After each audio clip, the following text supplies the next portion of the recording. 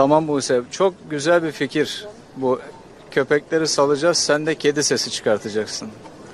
Moralini böyle yüksek tutmanı istiyorum. Moralini böyle yüksek tutmanı istiyorum.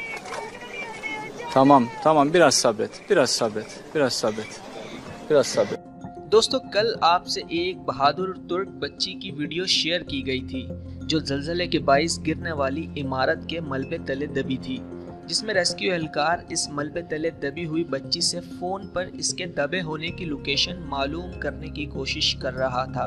जब बच्ची एहलकार को मलबे तले दबे होने की अपनी सही लोकेशन नहीं समझा पाई थी तो इस बहादुर तुर्क बच्ची ने एहलकार से कहा था कि आप मलबे की जगह पर कुत्तों को भेजो, मैं बिल्ली की आवाज़ निकालूंगी तो कुत्ते मुझे आसानी से ढूंढ लेंगे।